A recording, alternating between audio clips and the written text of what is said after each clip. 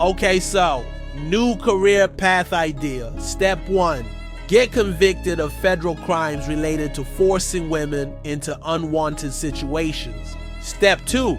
Show no public remorse. Step 3. Have your lawyer announce that your new calling in life is to teach other people not to do what you just did. You thought the request for prison at a mansion was wild? You thought the comeback tour from jail was audacious? Oh, you sweet summer children. Sean Diddy Combs has a brand new plan to try and avoid doing hard time. And this one might just be the most mind-bending, logic-defying, utterly preposterous proposal yet. He wants to become a counselor for abusers. Hey, I'm not joking. And as you can imagine, his accusers have thoughts. What is up, everybody, and welcome back to Extra Hot Topic, the place where we stare into the abyss of celebrity drama, and the abyss stares right back. I'm your host, and today we are unpacking the latest legal strategy from Team Diddy, and it is a masterpiece of manipulation. His lawyer, Alexandra Shapiro, has revealed that the convicted music mogul's future plan involves becoming an anti-domestic violence counselor. We are going to get into his supposed noble intentions, and more importantly, the swift, fiery, and completely justified clapback from the people he allegedly harmed, including Cassie's attorney, Douglas Wigdor. This is a story about accountability versus audacity. Let's get into it. Okay, let's just lay this out, because it needs to be heard to be believed. After all the failed bail attempts, the denied request for house arrest at his Miami mega mansion, the pardon plea that's leaning towards no, Team Diddy has unveiled their next big idea. It's their Plan D, E, or F. At this point, I've lost count. One of his trial lawyers, Alexandra Shapiro, spoke to the news and announced Diddy's new passion project. His new calling, he wants to become an anti-domestic violence counselor. I'll wait while you pick your jaws up off the floor. Shapiro said that's something that he actively wants to pursue in the future.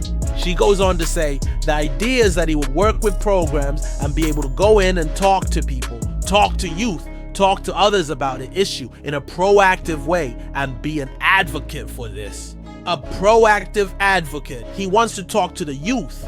This is the man whose homes were raided by Homeland Security, the man we saw on video in that hotel hallway. This is the man a jury found guilty, and now he wants to be a mentor. But wait, it gets better.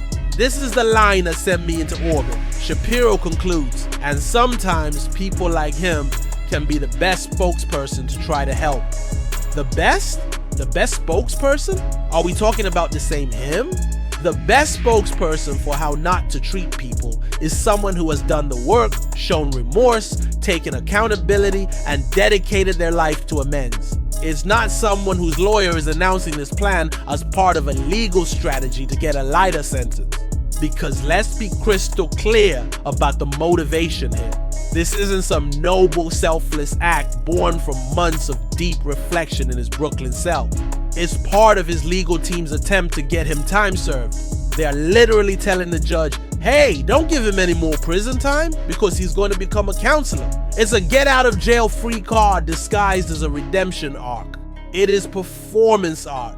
And as you can imagine, the actual victims and their legal teams, the people who have lived through the reality of his actions, are not buying this for one single second. Let's start with Cassie's attorney, the powerhouse Douglas Wigdor.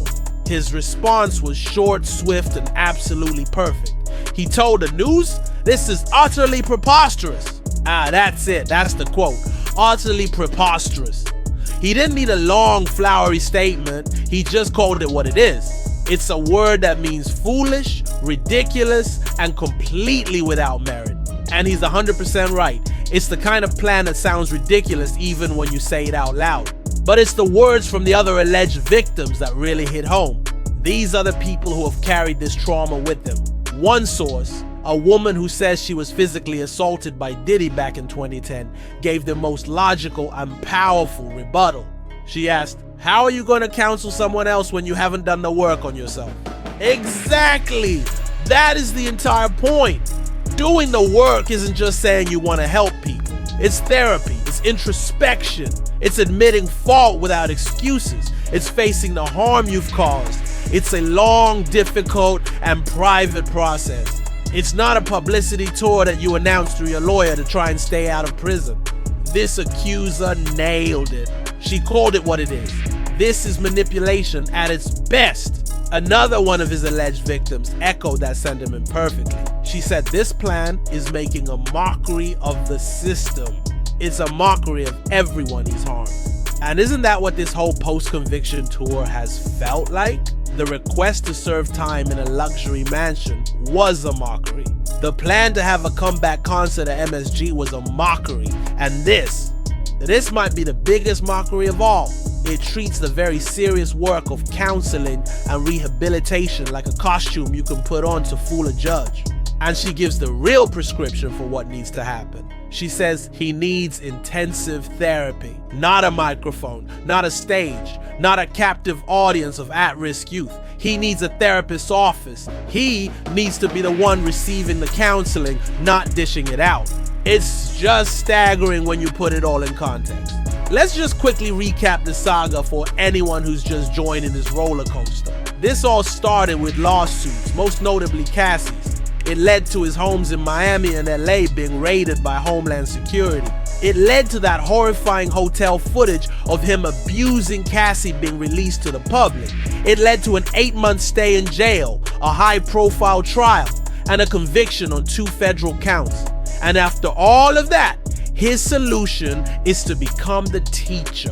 It's a level of audacity that is truly in a league of its own. So, the Diddy Redemption Tour has a new proposed stop, counseling sessions. But the people who would be in the front row, his accusers, have spoken up loud and clear, calling it preposterous, manipulative, and a mockery of justice. They're advocating for the one thing we have yet to see any evidence of: real, intensive work on himself. And that's the real question here, isn't it? Is this the most cynical, manipulative legal ploy you've ever heard of? Or is there any part of you that believes this could be a genuine desire for change? Let me know what you think in the comments. I feel like this is a pretty one-sided issue, but I want to hear all your perspectives. If you appreciate us breaking down this never-ending saga, please do me a favor and hit that thumbs up button. It tells YouTube you want to see more. Make sure you are subscribed to Extra Hot Topic and you've rung that notification bell, because Diddy's sentencing is getting closer and you know it's only going to get crazier. Thanks for watching. I'm your host and I will see you in the next one.